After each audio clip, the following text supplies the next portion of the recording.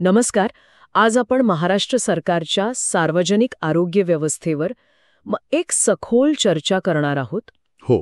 म्हणजे एका मोठ्या सरकारी अहवालाच्या आधारे आपण हे समजून घेणार आहोत की आपल्या सगळ्यांच्या आरोग्यासाठी नक्की काय केलं जातंय. अगदी. आणि कुठे गोष्टी चांगल्या चालल्या आहेत, कुठे सुधारणा गरजेची आहे, हे सगळं आपण पाहूया. बरोबर. आणि चर्चेची सुरुवातच एका खरं तर थक्क करणाऱ्या आकड्याने करूया. अच्छा.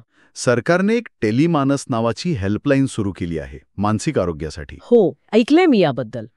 तर ऑक्टोबर 2022 पासून साधारण 1.5-2 वर्षात यावर तब्बल 1,07,000पेक्षा जास्त कॉल्स आले आहेत. 1,00,000हून जास्त कॉल्स. हो. बापरे. हा आकडा खूप काही सांगून जातो की नाही. पण याचा नेमका अर्थ काय घ्यायचा? आपल्या समाजात मानसिक ताणतणाव इतका वाढलाय की लोकांना मदतीची गरज भासतीये, की लोक आता या विषयावर मोकळेपणाने बोलायला पुढे येत आहेत? मला वाटतं यात दोन्ही गोष्टी आहेत. एकीकडे गरज वाढली आहे आणि दुसरीकडे जागरूकताही. बरोबर. आणि हेच आपल्याला आरोग्य व्यवस्थेच्या पहिल्या आणि सर्वात मोठ्या भागाकडे घेऊन जातं, तिची रचना आणि त्यातली माणसं. म्हणजे पायाभूत सुविधा. अगदी. महाराष्ट्रात प्राथमिक आरोग्य केंद्र PHCs, मग उपजिल्हा रुग्णालयं, जिल्हा रुग्णालयं यांचं एक मोठं जाळं आहे. कागदावर ही रचना खूप प्रभावी दिसते. आणि या रचनेला चालवण्यासाठी पैसाही लागतोच. या अहवालात 2025-26 साठीच्या आर्थिक तरतुदीचे आकडे आहेत ते थोडं किचकट आहेत. हो. भारीत आणि दत्तमत असं काहीतरी लिहिलं आहे. याचा सोपा अर्थ काय? सांगतो. भारीत खर्च म्हणजे तो खर्च जो सरकारला कायद्यानुसार करावाच लागतो. म्हणजे पगार वगैरे. बरोबर. कर्मचाऱ्यांचे पगार, कर्जावरील व्याज या गोष्टी. आणि दत्तमत म्हणजे वेगवेगळ्या योजना आणि इतर कामांसाठी विधानसभेच्या मंजुरीने मिळणारा निधी. अच्छा. दोन्ही मिळून आकडा जवळपास 19,000 कोटींच्या घरात जातो, जो खूप मोठा आहे. म्हणजे आपल्याकडे एक मोठी यंत्रणा आहे आणि त्यासाठी मोठा निधीही आहे. मग अडचण कुठे येतेय? अडचण आहे ती ही यंत्रणा चालवणाऱ्या माणसांची, मनुष्यबळाची कमतरता. हे या व्यवस्थेपुढचं सगळ्यात मोठं आव्हान आहे. आपण सुरुवातीला मानसिक आरोग्याबद्दल बोललो की नाही? हो. त्याचंच उदाहरण घेऊया. या कार्यक्रमात जेवढी पदं मंजूर आहेत त्यापैकी केवळ 81% पदं भरलेली आहेत. 1 मिनिट. 81% भरली आहेत म्हणजे जवळपास 19% पद अजूनही रिकामी आहेत. हो. म्हणजे प्रत्येक 5 पैकी 1 जागा रिकामी आहे. अगदी. याचा रोजच्या कामावर किती प्रचंड परिणाम होत असेल विचार करा. खरंय. रुग्णांवर थेट परिणाम होत असणार. नेमका हाच मुद्दा आहे. एका डॉक्टरवर किंवा कर्मचाऱ्यावर प्रचंड ताण येतो आणि मग त्याचा परिणाम उपचारांच्या गुणवत्तेवर होऊ शकतो. आणि ही समस्या फक्त मानसिक आरोग्य विभागातच आहे की? भरली जात नाहीत. ग्रामीण भागात डॉक्टर का जात नाहीत यामागे अनेक कारणं आहेत. जसं की तिथे सोयी सुविधा नसतात. हो. अपुऱ्या सोयीसुविधांपासून ते व्यावसायिक प्रगतीच्या कमी संधींपर्यंत अनेक गोष्टी आहेत. पण मग यावर काही तोडगा काढला जातोय का? म्हणजे तंत्रज्ञानाचा काही वापर होतोय का? नक्कीच. आणि इथेच काही रंजक गोष्टी समोर येतात. उदाहरणार्थ, नवीन आरोग्य केंद्र कुठे उभारायचं हा निर्णय आता पूर्वीसारखा फक्त राजकीय नसतो. अच्छा. तर तो जास्त शास्त्रीय झाला आहे. यासाठी GIS मॅपिंग नावाचं तंत्रज्ञान वापरलं जातंय. GIS मॅपिंग म्हणजे काय? म्हणजे सॅटेलाईटच्या मदतीने एखाद्या भागातील लोकसंख्या, रस्ते, सध्याची रुग्णालयं या सगळ्याचा एक नकाशा तयार केला जातो. आणि मग जिथे खरोखरच गरज आहे तिथेच नवीन केंद्र उभारलं जातं. वाह. म्हणजे गरज कुठे आहे हे तंत्रज्ञान शोधून काढतंय. यामुळे संसाधनांचा योग्य वापर होतो. अगदी. आणि साधनांबद्दल बोलायचं झालं तर रुग्णवाहिका हा एक महत्वाचा भाग आहे. हो. त्याबद्दल काही माहिती आहे का अहवालात? हो. 15 वर्षांपेक्षा जुन्या झालेल्या रुग्णवाहिका आता बदलणार आहेत. बरं. 774 नवीन रुग्णवाहिका खरेदी करण्याचा प्रस्ताव आहे आणि त्यासाठी 50 कोटीहून अधिक निधी मंजूर झालाय. ही खूप चांगली गोष्ट आहे. खरंय.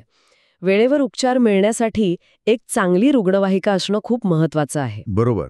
ठीक आहे. म्हणजे आपल्याकडे एक मोठी रचना आहे, निधी आहे, पण त्यात काम करणारे लोक कमी आहेत. आता पाहूया की या रचनेतून सामान्य माणसापर्यंत नक्की कोणत्या योजना पोहोचतात. सुरुवात करूया त्याच विषयाने ज्यावर आपण बोलत होतो, मानसिक आरोग्य. बरोबर.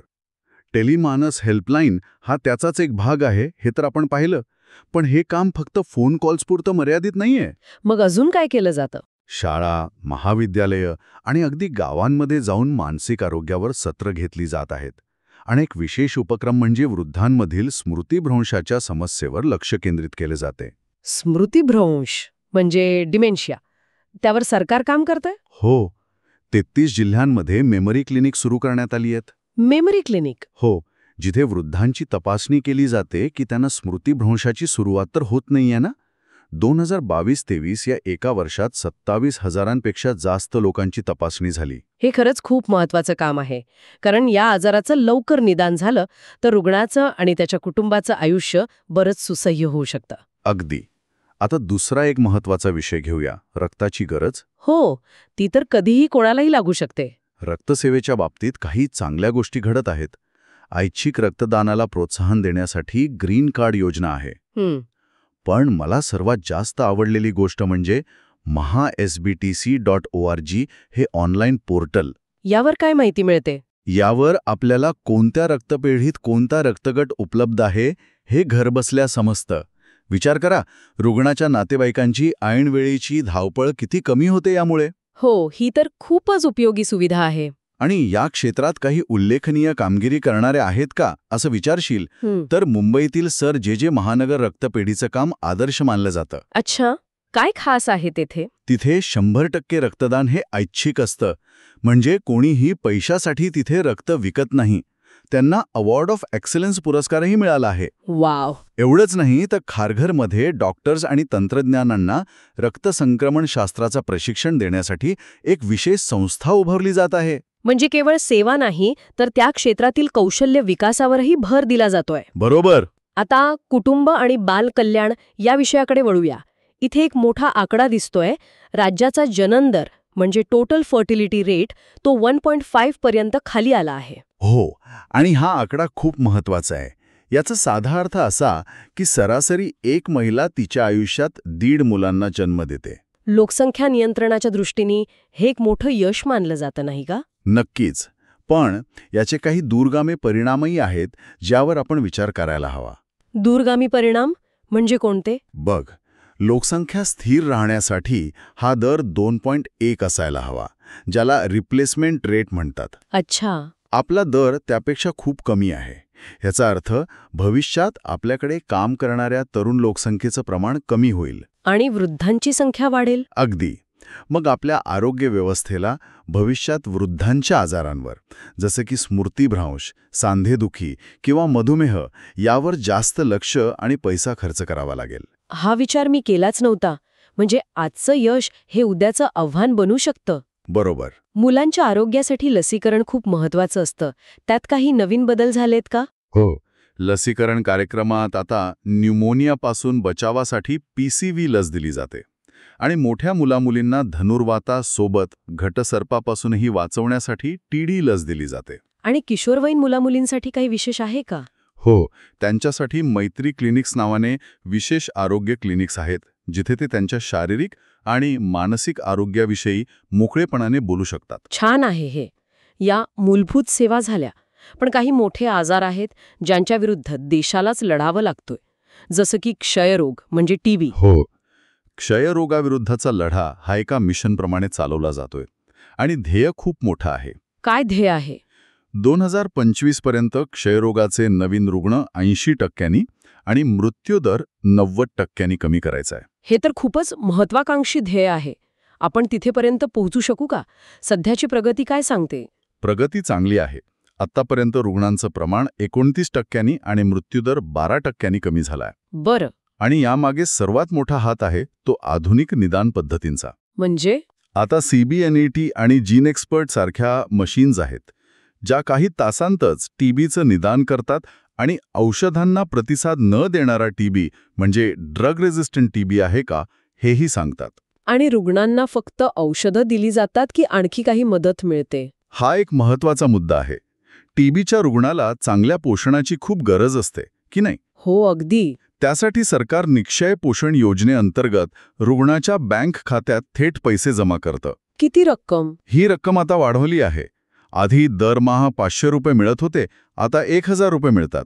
अरे वा. आणि मला इथे खूपच अनोखी योजना दिसतीये. क्षयमुक्त गाव. यशस्वी ग्रामपंचायतींना महात्मा गांधीजींचा कांस्य पुतळा दिला जातो. हो, ही केवळ एक योजना नाही तर एका सामाजिक चळवळीला दिलेलं प्रोत्साहन आहे. बरोबर. विचार कर, एका गावाला क्षयमुक्त घोषित करणं किती मोठी गोष्ट असेल. त्या गावातील सरपंच, आरोग्य कर्मचारी आणि लोकांनी मिळून हे साध्य केलेलं असतं. खरंय. 2023 मध्ये तब्बल 2251 गावं क्षयमुक्त म्हणून घोषित झाली आहेत. हा खूप मोठा सामुदायिक विजय आहे. क्षयरोगाव्यतिरिक्त इतर आजारांवरही काम सुरू असेलच. निश्चितच.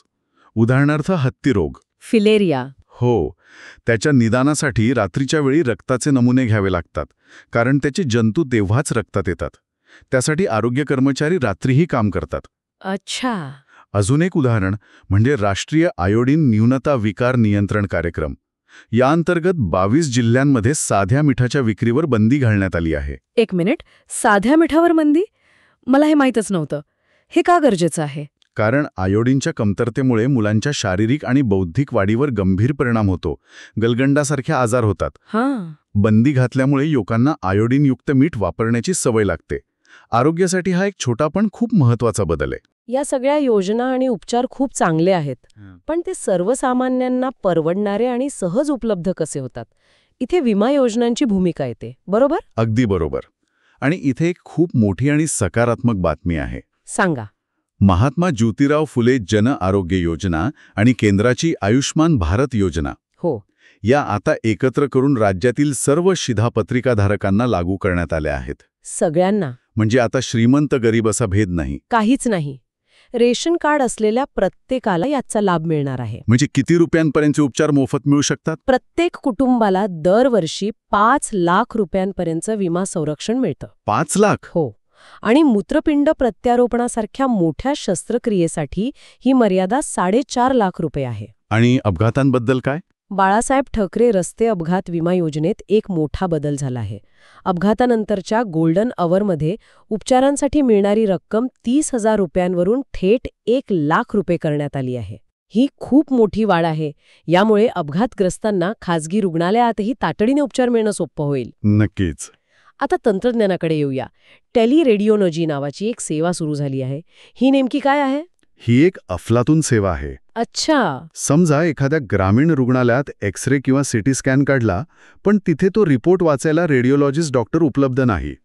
असं होतं अनेकदा. मग तो स्कॅन इंटरनेटद्वारे मुंबई, पुण्यासारख्या मोठ्या शहरातील तज्ज्ञ डॉक्टरकडे पाठवला जातो.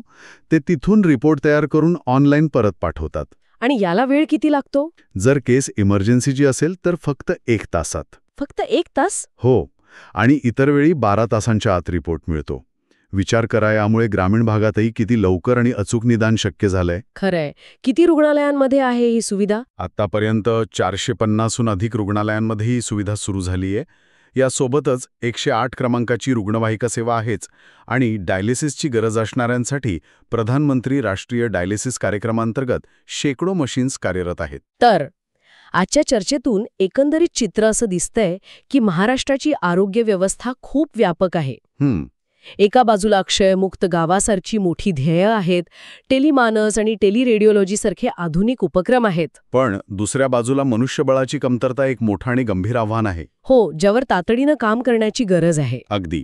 या व्यवस्थेचा मुख्य उद्देश आता केवळ आजार झाल्यावर उपचार करणे इतका मर्यादित राहिलेला नाही, तर लोकांचं आरोग्य टिकवून ठेवणे आणि त्यांना निरोगी जीवनशैलीसाठी प्रोत्साहन देणे याकडे कल वाढतोय. बरोबर. आणि जाता जाता श्रोत्यांसाठी एक विचार सोडून जातो. या अहवालात वर्षभरात साजऱ्या होणाऱ्या अनेक आरोग्य दिनांची मोठी यादी आहे. जागतिक क्षयरोग दिन, जागतिक कर्करोग दिन आणि असे अनेक. आणि फक्त माहिती देऊन न थांबता लोकांच्या सवयींमध्ये खरा आणि कायमस्वरूपी बदल घडून आणण्यासाठी आणखी काय करता येईल यावर विचार करायला नक्कीच वाव आहे.